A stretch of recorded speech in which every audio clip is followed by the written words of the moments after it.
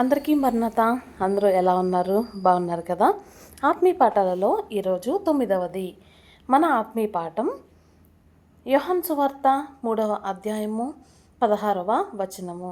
దేవుడు లోకమును ఎంతో ప్రేమించెను కాగా ఆయన తన అద్వితీయ కుమారునిగా పుట్టిన వానియందు విశ్వాసముంచు ప్రతి వాడును నశింపక నిత్య జీవము పొందునట్లు ఆయనను అనుగ్రహించెను.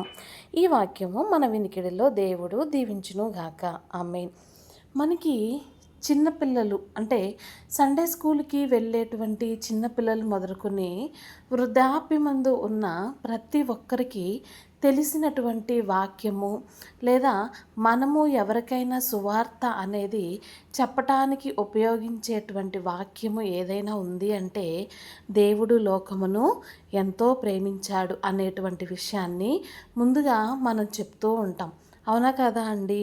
మన జీవితాలలో యేసయ్య ఎన్నో కార్యాలు చేస్తూ ఉంటారు. కానీ మనము ఆ యొక్క కార్యాలని కొన్నిసార్లు మనం ఏం చేస్తామంటే మనకి అనుకున్న టైంలో జరగలేదని మనలో విసుగుదల అనేది వస్తూ ఉంటుంది. కానీ దేవుడు మనకి ఒక కార్యము జరిగించట్లేదు అంటే అది మనకి ఏదో అపాయకరము ఉంది అని అర్థం. అంతేగాని దేవుని మీద విసుగుకోవటం అనేది చేయకూడదు. ఈ లోకంలో చాలా రకాల ప్రేమలు ఉన్నాయండి. కానీ దేవుని ప్రేమ ఎంతటి ప్రేమ అంటే అందరినీ ప్రేమించింది. ఒకరిని ప్రేమించిందా? ఇద్దరిని ప్రేమించిందా? మనం ఎంతమందిని ప్రేమించగలం? అంటే మన తల్లిదండ్రుల్ని, మన కుటుంబాన్ని ప్రేమించగలం. అంతేగాని మనల్ని తిట్టిన వారిని, మనల్ని కొట్టిన వారిని ప్రేమించగలమా? ప్రేమించలేమండి. దేవుడు లోకమును ఎంతో ప్రేమించెను. ఆ లోకంలో ఎవరున్నారు?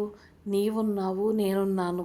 మరి దేవుడు ఈ యొక్క మాట ద్వారా మనకి ఏమని తెలియచేస్తున్నారంటే, నేను ఈ లోకాన్ని ఎంతో ప్రేమించాను, నా కుమారుణ్ణి నేను అర్పించాను, నా కుమారుని కూడా ఇవ్వటానికి నేను సిద్ధపడ్డాను. ఎందుకని? ఎవరైతే నిత్య జీవము పొందినట్లు మనము నిత్య జీవం అనేది పొందాలండి. అంతేగాని మన ఆత్మ అనేది నరకానికి వెళ్ళటం అనేది యేసయ్యకి ఎంత మాత్రమున ఇష్టం లేదు కాబట్టే దేవాతి దేవుడైన యేసయ్యని పరలోకము ఆయన సింహాసనము, భూలోకము ఆయన పాదపీఠము అయినప్పటికీ కూడా యేసయ్యని చిన్న మరియమ్మ గర్భంలోనికి వచ్చేయటమే పెద్ద శ్రమ. అయినా కూడా యేసయ్య కేవలము మనందరము రక్షించబడాలి, మనందరము నిత్య జీవము పొందుకోవాలని యేసయ్య ఈ లోకానికి వచ్చి వేసిన వారై ఉన్నారు. అంతేగాని ఈ లోకంలో చాలామంది నాకు ఆ ప్రేమ దక్కలేదు, నాకు వీరి నుంచి వీరి ప్రేమ నాకు దక్కలేదు అని ఆత్మహత్య ప్రయత్నాలు చేస్తూ ఉంటారు. కానీ ఈ వాక్యం వింటున్నటువంటి క్రైస్తవ సోదరులు కానీ, క్రైస్తవ సోదరులు కానీ, ఇంకా మరెవరైనా కానీ ఈ యొక్క వాక్యం ద్వారా దేవుడు మనతో ఏం మాట్లాడుతున్నారంటే దేవుడు మనల్ని ప్రేమించాడు. నిత్యము ఆయన మనకు ప్రేమను పంచేటువంటి ప్రేమామయుడు అయ్యున్నవారు. కాబట్టి దేవుని యొక్క ప్రేమను మనం చూసినప్పుడు ఈ లోక ప్రేమలు చాలా తక్కువైపోతాయండి. తల్లి విడిచినా, తండ్రి మరిచినా నేను నిన్ను విడవను ఎడబాయనన్న ప్రేమ, అరిచేతిలో చిక్కుకున్నటువంటి ప్రేమ మన యేసయ్య ప్రేమ. కాబట్టి ప్రియమైన వారులారా, మీరందరూ దేవుని ప్రేమ కొరకు ఆతురత కలిగి ఉండండి తప్ప ఇతర